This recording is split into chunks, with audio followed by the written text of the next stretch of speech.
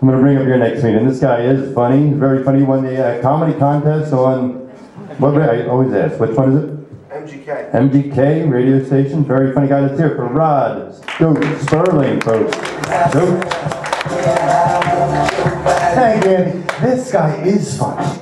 This guy is funny, as opposed to me. Hey, before I talk, what I really want to talk about real quick. Rush Limbaugh. Anybody catch Rush over the weekend?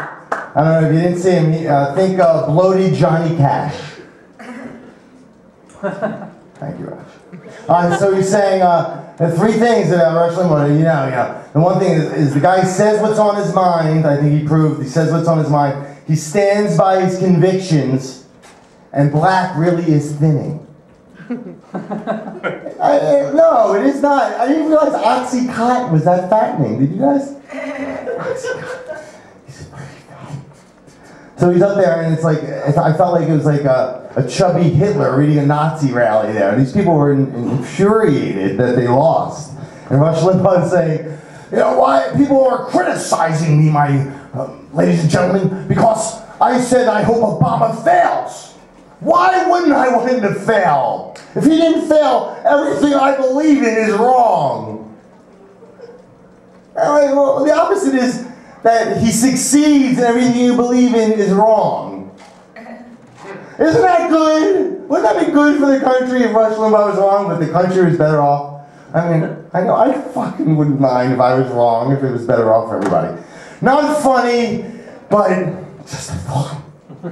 Thank you. Speaking about Obama, you know, people ask nowadays, is racism dead? Is racism dead? I'm here to tell you, it's alive and well. I was working out at the JCC, the Jewish Community Center, and these old Jews are sitting around talking. This guy is destroying the country. Hey, I'm telling you, I hear people saying they voted for him, they're sorry about it already. They're sorry. I'm telling you, the Schwarze had 2 months already. 2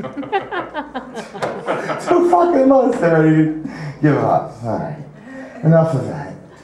On to what I really want to talk about, because I had to fill out some paperwork with the ex-wife this past week, and my kid goes to school. And she asked me to help. And why I agreed, I don't know. But I did, and I go over there, and she's filling out forms on the computer, and there's like what do you, you know, money questions about like this year and then estimated for next year. What do you think I should put for estimated?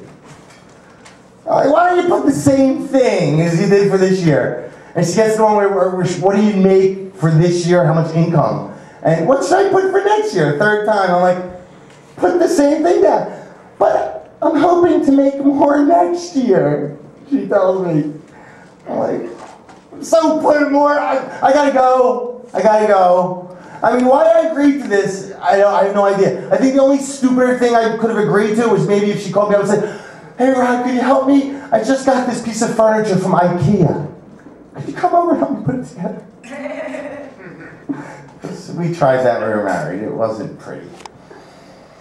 Yeah, a little venting about the ex. So I'm gonna vent some more, because before we got divorced, we were doing that living together separated thing. That's a lot of fun.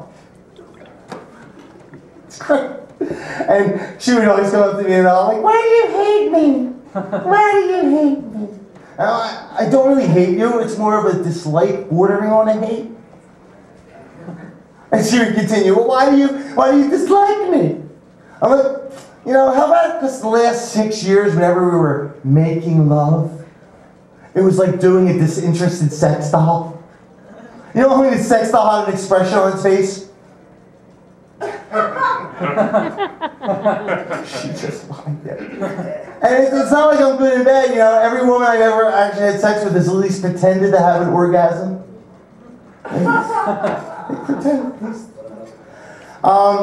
So the whole get married thing, you know, it's ridiculous because you get married and men marry women hoping they won't change, and women marry men hoping they will change. But it doesn't happen. It's always the women who change. And I'll give you an example. Like, take my little ex-wife's vagina. Please. I'm serious. Like, you don't realize that like a baby's got to come out of there before you get married. And when you have like an average-sized penis, you don't think about that. And by the way, for you women, when you have the babies, do your Kegels. Do your Kegels. It helps. Otherwise, there could be issues. I'm doing it right now.